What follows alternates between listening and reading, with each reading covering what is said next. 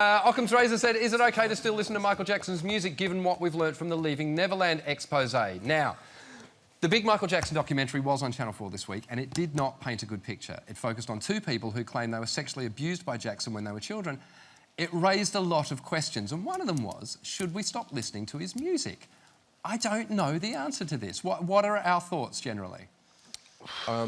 Well, I won't be listening to his music again. But I didn't really anyway. OK. I think it would be a really weird time to start. I'm very much... I think that would be a very bad message. Very much in with Josh, really. I don't really have a lot of Michael Jackson music. I just never got into it.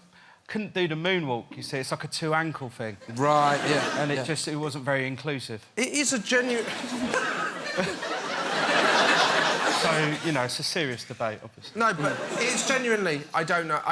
Because it doesn't really apply to me because I'm not that into Michael Jackson's music anyway. Yeah. But I like Woody Allen's films. Do I watch Woody Allen's films still? I don't. It's genuinely, I don't know... You know, it's difficult because you can't just discard it. Do you still watch Animal Hospital? I don't know, Hills. Do you? Do you know what? I burnt my wobble board, if that's what you're asking. Yes, Kerry? I'm worried about all the looky-likeys that are going to be out of work. Yeah, exactly. Who else can you look like now? Diana Ross. Diana Ross. Exactly, that's right. There are going to be a lot of white gloves on eBay, aren't there? Jack, what do you think? Well, I mean, I probably would not seek out the music, but it's quite ubiquitous, yeah? Like, even in, like, a super drug, and you're gonna hear Michael Jackson music. Yeah. What are you gonna do? Stop everything! Super drug. I mean, I think Michael Jackson and Superdrug have probably got issues anyway, but... Disco and Billie Jean comes on, you just can't stop yourself doing Just Can't Stop's another one as well. But that's part of the thing that I think now. Like, I think it's up to you. If you want to listen to him, if you don't want to listen to him, it's completely up to you, whatever you want to do. But it won't change the facts. It won't change the facts, but thinking of Michael Jackson songs now, I don't think I could separate what I saw in the documentary from the song. So when I'm hearing things like Bad or Dangerous or Smooth Criminal or Pretty Young Thing, like, it's hard to listen to them now and not make that connect. Even the moonwalk. I look at the moonwalk and think, did he just copy that from kids trying to sneak out of his bedroom? Do you know what I mean? Our poll for tonight is it OK to listen to Michael Jackson songs? We've just tweeted the poll from our account. You can find it at the last leg. I don't know what the answer is. I mean, I remember Radio 2 said this week that they're pulling his music.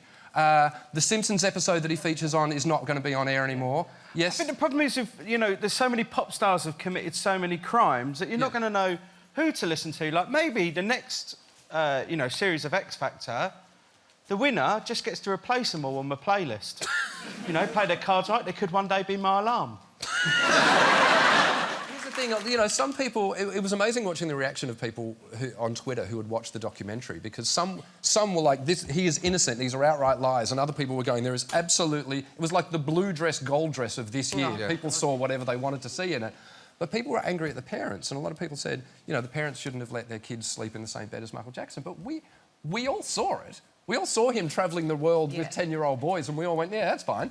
We all saw him give that interview to Martin Bashir in which he giggled about sharing his bed with children and said it was a loving thing to do, and we all went, yeah, it's probably OK. Did we? No. Because I watched that documentary and I went, this isn't fucking right. Like, yeah, I mean, he lived in a theme park with a chimp, pal. I mean, it weren't all kosher, was it?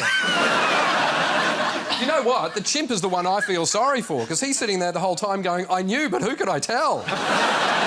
Did no one think to teach me sign language? I saw and heard evil, I just couldn't speak it. Look, meanwhile this week... We found Alex's level again. Singer R. Kelly was interviewed about allegations made against him. In California, there was talk of renaming John Wayne International Airport after an interview surfaced in which he made some pretty dodgy statements about race and sexuality.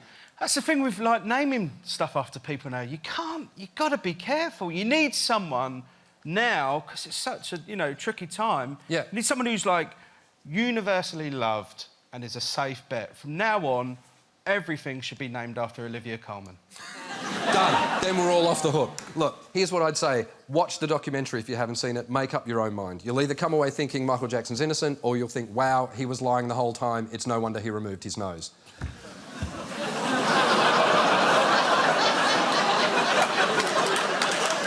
mean, you all went, oh, that's a good point. We never thought that. We never thought that.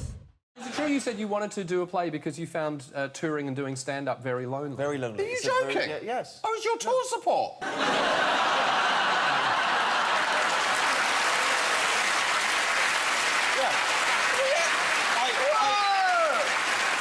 I found it lonely and depressing.